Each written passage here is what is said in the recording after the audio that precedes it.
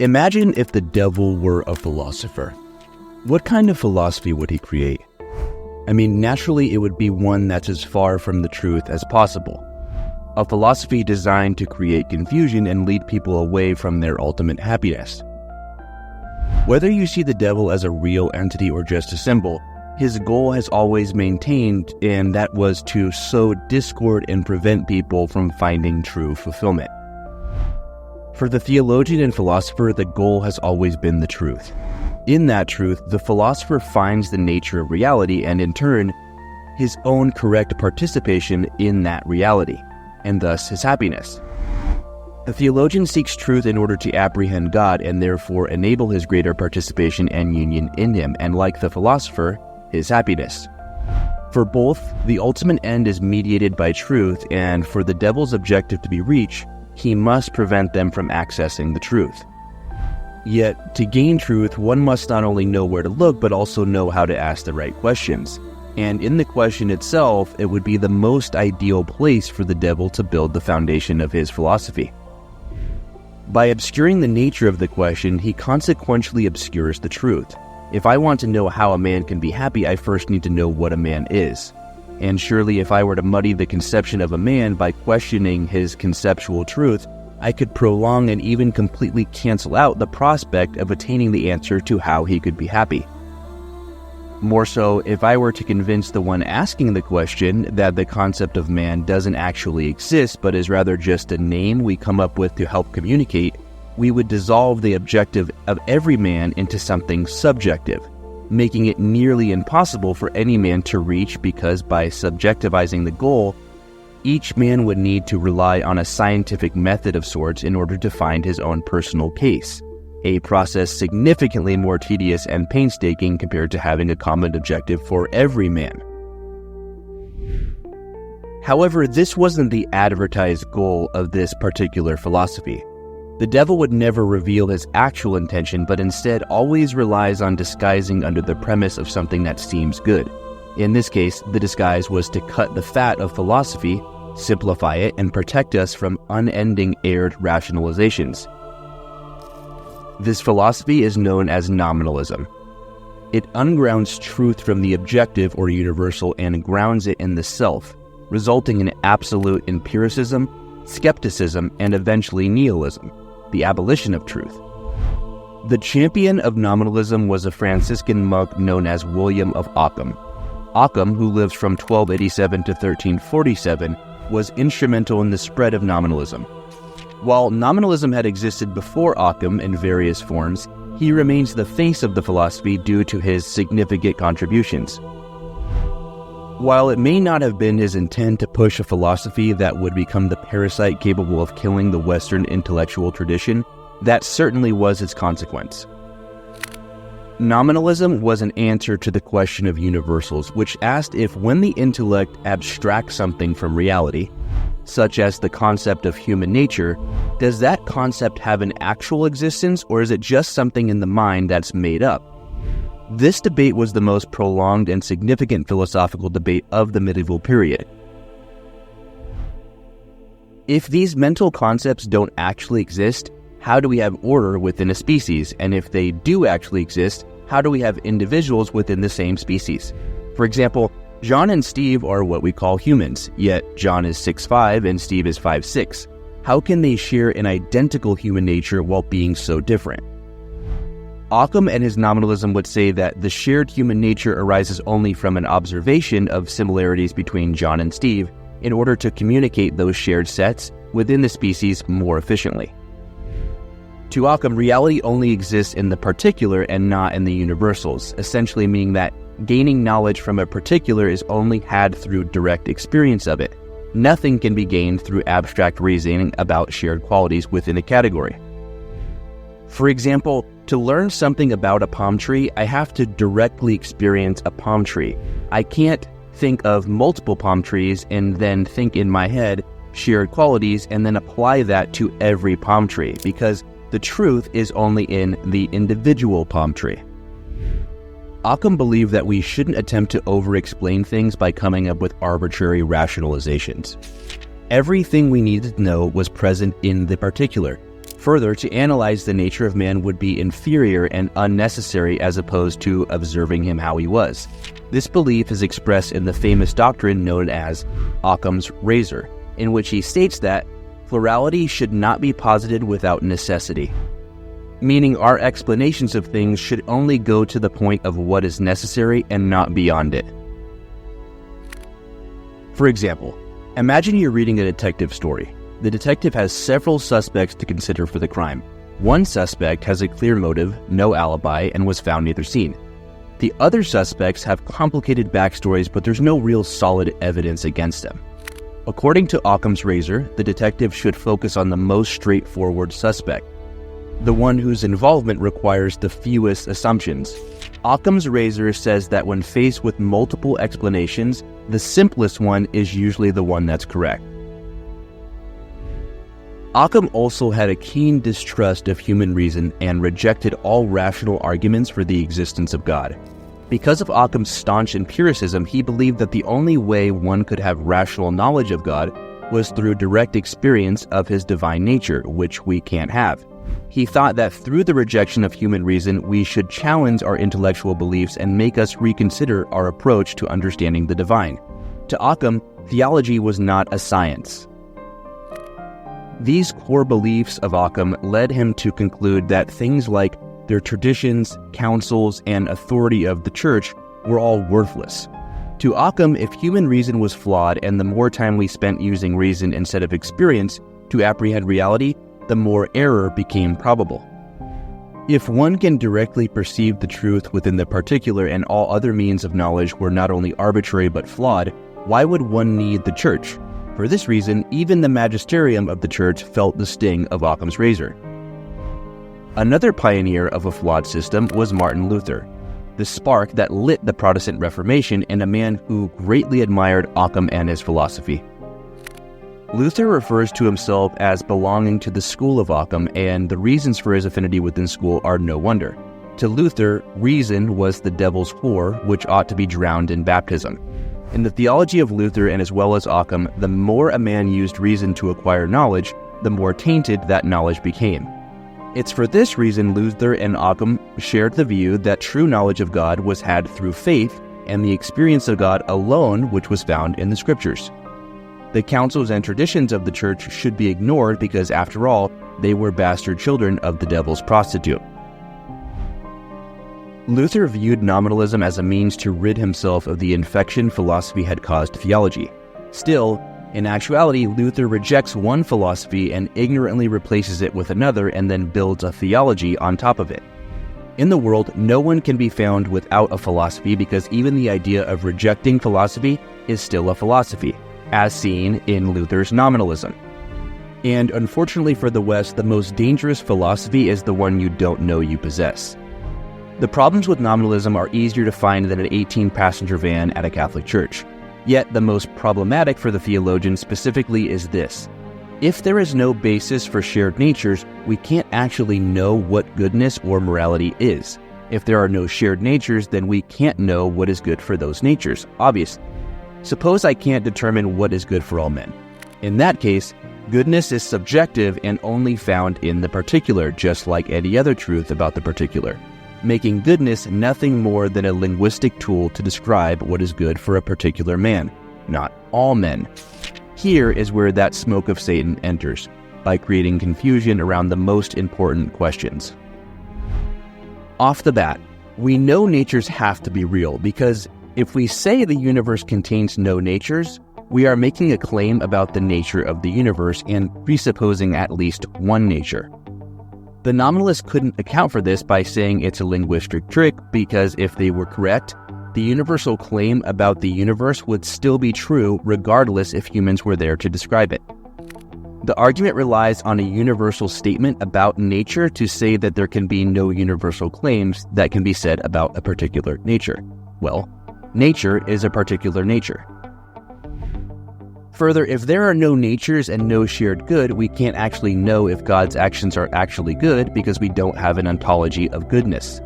Consequently, goodness would be categorized only by what God arbitrarily deems as good. To stay consistent, this is exactly what Occam and Luther did. To them, actions are right or wrong depending only on what God has said. Something is good specifically because God has said it is good, and vice versa. The problem with this is that it turns morality into an arbitrary list of rules rather than grounding it in an objective nature of goodness. Here we have the Euthyphro dilemma all over again. Without God's explicit word on a matter, we have no idea if something is actually right or wrong. Contraception? Who knows? Slavery? Not a clue. Addiction? Drawing a blank. Yet, if we ground goodness in what is good for an object's nature, such as human nature, we can easily determine objective goodness using that dirty word, reason. Luther must rely on voluntarism to make sense of how God gives his value to the external world. Because reason is flawed, we must assert, like morality, God arbitrarily determines value based on how he feels. From this thought, we see how Luther would think that God could predestine someone to hell without technically being evil, because he makes it up as he goes. Ockham isn't too far off from Luther when he says that Christ could have incarnated into a donkey and had the same effect because human nature doesn't actually mean anything. God gives value to what he wills as he wills, including actions and people. And here we have a stage perfectly set for the philosophical problems of modernity. The nominalists neutered the primary faculty of the intellect, which is reason. By bringing reason into question, they declared that knowledge could not be had purely by the intellect, but instead must be observed and experienced by the individual, consequentially ungrounding truth from the objective to subjective experience. Yet, since no two experiences of something are identical, no two truths derived from each subjective experience can be identical. From this, it logically follows that man essentially formulates truth in his mind because, in the end, language is just a communication of reality. Because the nominalist has discredited human reason and abolished the objective standard of goodness and morality, he has turned God into an arbitrary being that can't be objectively verified through reason, so therefore must be believed via faith alone. If knowledge is only gained through experience, all other knowledge claims should be rejected. Yet, if God cannot be directly experienced and there is nothing that rationally leads to his existence, as Ockham argued, then God should also be rejected. After all Scripture would ultimately be the account of another that couldn't be experienced firsthand. Therefore, just like the magisterium, divine revelation would have to be thrown out as hearsay. Man is left with no faith in a foundation of strict empiricism. However, since empiricism is the belief that reality is only known in the mind as it experiences reality through the senses, that would mean that all references to truth would only be references to the man-made mental framework that makes it up. Yet, if what is taken through the mind from observation are all just linguistic tools without any real ontology, then this means that truth is only related to a subjective man's experience of the world because that framework, represented as language, is just a construct. The unfortunate truth is that this leads to absolute skepticism, and without a prospect of any truth because one can't even trust their own reason, it results in absolute nihilism. Still more, if all meaning is in fact meaningless and truth isn't grounded in reality but is grounded in how a man decides to describe reality, then truth is decided by those who are in control of the narrative. It doesn't take much effort to determine where we are on the timeline from nominalism to the philosophy mentioned. We now see man has become Ockham and Luther's God, able to deem what he wishes as he wishes because he has the power to do so. The devilish philosophy has succeeded in barring any man who has it from reaching truth because not only does he not have the right answer, but he doesn't even have the right question. Shockingly enough, the first step to understanding reality is admitting that there is a reality to understand. Yet, this prospect of understanding must be grounded in the actual real, not synthetic, as if there were such a thing. Otherwise, there could be no genuine knowledge, and we know we do participate in a world where there is genuine knowledge because our reasoning and observations lead us to universal truths, which in themselves enable the sciences. Because our abstractions correlate to the universal reality, we know that we can put faith in a universal ontology of knowledge. Aquinas explains that if knowledge were reliant explicitly on sense, then we couldn't have sciences because our knowledge would be limited to the particular. If nominalism were true, we couldn't account for the non-material similarities between species, such as all men desiring happiness and the good. This similarity is accounted for by all reality first existing on the plane of being. The first case in which nominalism is struck down is that all things, first by their very act of existence, share in being. If this being is a prerequisite of existence, it means that it is universally held among all things and not just in the particular.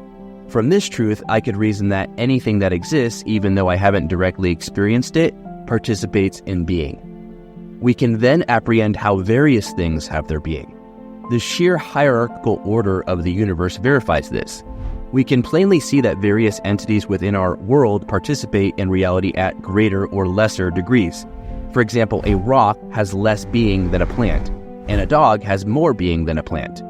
Out of the three, the dog participates in reality the most because it has the faculties that allow the greater participation in being. It can choose where it goes, it can have emotions, and participate in a sort of communal life as a pack animal. And based off these observations, we can have a hierarchical structure that exists universally as being inanimate, vegetative, and animal. The biggest takeaway here is that this concept of being and its hierarchical structure is prior to the human mind observing and abstracting it. Meaning that if hierarchy is just a result of describing reality, then how would it exist before the mind is able to describe it? Philosopher Etienne Gilson takes the Thomistic approach by accounting for this chain's ontology in the universal, in the particular, and in the mind. If the mind merely constructs these abstract concepts as he observes, there'd be no shared reality between particulars because obviously the mind doesn't control reality but rather observes it. If the concept precedes the existence, such as in the case of human nature, because human nature isn't contingent on the existence of a particular human, it means for the concept of human nature to continue, it must be grounded in a mind outside the physical, because the ordered nature of being precedes individual existence. Yet, if this human nature is actually intelligible to the intellect, it must actually be in things as they exist, because the intellect receives information via its senses. And the more the intellect grasps the truth of the entity, the more the entity is present within its intellect. To summarize, the order within the world precedes existence because individual entities do not order themselves.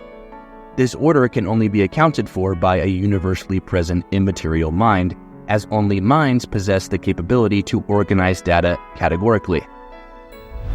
And because the universe is, in fact, ordered categorically, and this order exists in reality itself, the human intellect is able to grasp it. Still, the human mind is in no way the cause of the order because the human mind does not cause reality to exist, but rather only observes and participates in it. Thus, the truth of universals exists first in a pre-existent mind, God, then in actual existence in existent things themselves. Then the human mind experiences these universals and replicates them internally to a greater or lesser degree. By way of this degree of truth, the intellect is able to participate in true reality depending on how successfully it replicates these truths in its own mind. In a spirit of charity, it's important to recognize that Ockham and Luther did not intend the consequences of this nominalism. They were clearly motivated by a period in which the use of reason was being used as a means to control and extort the truth, which led to their hatred of true philosophy. In that hatred, they attempted to rid themselves of the barnacles they thought scholasticism had accumulated upon the church. However, failing to see the logical conclusion of ungrounding truth from what is universally known to what is subjectively known, they eliminate the very prospect of truth at all. In a nominalist system, concepts are reduced to only mental constructs, and naturally, language describes these mental concepts. Yet, if this is true, then there is no way to verify if these concepts actually correspond to reality, resulting in skepticism and empiricism. Thomistic realism stands as the only reliable path to genuine participation in reality, asserting that truth is not a mere construct of the mind, but a reflection of the inherent order in being itself. Nominalism, by contrast, severs the intellect from the real, reducing universals to empty labels and dissolving objective reality into fleeting particulars. This philosophy, masquerading as simplicity, leads to skepticism and the loss of any grounding in truth, ultimately rendering genuine knowledge impossible. In embracing Thomistic realism, we affirm that our intellect, while not the creator of reality, is uniquely capable of engaging with it, grasping the universals that give structure to the world. This participation in reality is rooted in a divine intellect, a pre-existent mind that orders all things. And by recognizing and aligning with this order, we fulfill our nature and achieve the happiness for which we were created. Any departure from this truth leaves us adrift in a sea of relativism, where the very possibility of understanding and participating in the world is lost. If you enjoyed this video and would like access to more videos like this, please like, share, comment, subscribe, or whatever you deem appropriate. If you hated this video and you think I'm a huge dingus and this was just a bunch of word salad, please drop a salad emoji below in the comments if such a thing exists, and regardless, I appreciate you sticking around until the end. Thanks, and keep seeking the truth.